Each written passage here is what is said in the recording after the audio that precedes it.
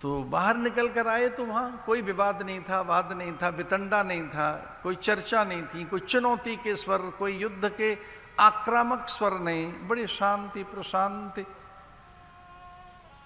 और पूछा कुतूहल में, बहुत विस्मित होते हुए दोनों ने कि महाराज वो कहाँ गया, वो बलशाली वो कहाँ गया? तो भगवान ने अपने पीतांबर में ऐसे ध्यान दिलाया, ये पीतांबर ऊपर का वस्त्र उत्तरीय, और भगवान ने वो छोटे से कीट को अपनी पीतांबर में गांठ में बांध लिया था। जब भगवान ने ध्यान ही नहीं दिया उसकी बात पर, तो छोटा छोटा छोटा बहुत छोटा होता गया, एक सामान्य कीट बन गया, और भगवान ने उसे गांठ में बांध लिया। ये है जिसे आप बड़ा कर रहे थे, आपने ही जिसे बड़ा कर दिया था। ये है, कभी कभी संसार को, संसार की बातों को हम इतना बड़ा कर देते हैं, उस दुख को।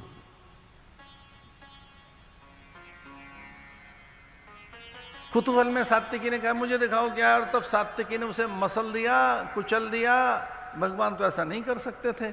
लीजिए, समस्या ही मिट गई, वो समस्या ही गई। शुभ कर्म करते रहिए, प्रकृति बनाइए शुभ कर्मों की, पारमार्थिक प्रकृति बनाइए, स्वाध्याय की प्रकृति बनाइए। अगर आपकी स्वाध्याय की प्रकृति बन गई, अभ्यास बन गया, तब आपकी प्रतिक्रियाएं बहुत अच्छी होंगी। आप फिर वैसी टिप्पणियां नहीं करेंगे, फिर आपकी चर्या, स्वभाव, उपस्थिति, भास, मुद्राएं, भंगिमाएं, चेष्टाएं,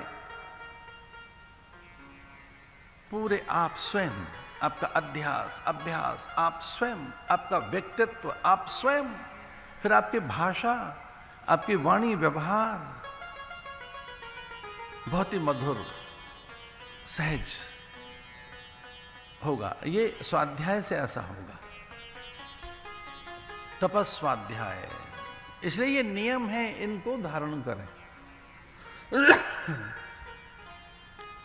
पतंजलि योग दर्शन में इनको नियम बताया है। यम नियम, शौच संतोष तपस्वाध्याय ईश्वर प्राणिधानानि। तो जो पहला नियम है वो पवित्रता का है, बाह्यांतर पवित्र रहिए। पवित्रता ईश्वर की प्रथम अभिव्यक्ति है, ईश्वर पवित्र है। ओम अपवित्रः पवित्रो वा सर्वावस्था गतोपि वा यह स्मरेत पुंडरीकाक्ष स बाह्यांतर व शुचि। शुचि, भगवान पवित्र है, और ये पवित्रता ज्ञान से आती है। पवित्रता का स्रोत ज्ञान है, मुक्ति का भी स्रोत ज्ञान ही है। ऋते ज्ञानान्न मुक्ति। सब प्रकार के बंधन ज्ञान से ही खुलेंगे, विचार से खुलेंगे। ऋते ज्ञानान्न मुक्ति, तो जो मुक्ति है वो ज्ञान में है, जो पवित्रता है वो विचार और ज्ञान में है। इसे शौच संतोष तपस्वाध्याय। शौच, शौच का अर्थ है बाह्यांतर पवित्र रहिए, बाहर भी और भीतर भी। वैचारिक पवित्र रहिए, चिंतन में पवित्रता रहे, संकल्प में शुभता और पवित्रता रहे। वेद का आदेश है कि संकल्प शुभ ही होना चाहिए, पवित्र ही हो। तन्मे मनः शिव संकल्प मस्तु।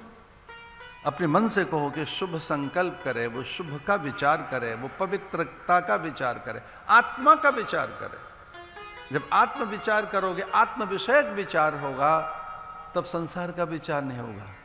फिर निंदा नहीं करोगे, न्यूनता नहीं दिखेगी, अपवित्रता नहीं दिखेगी, फिर कोई घृणित नहीं दिखेगा, कोई छोटा नहीं दिखेगा।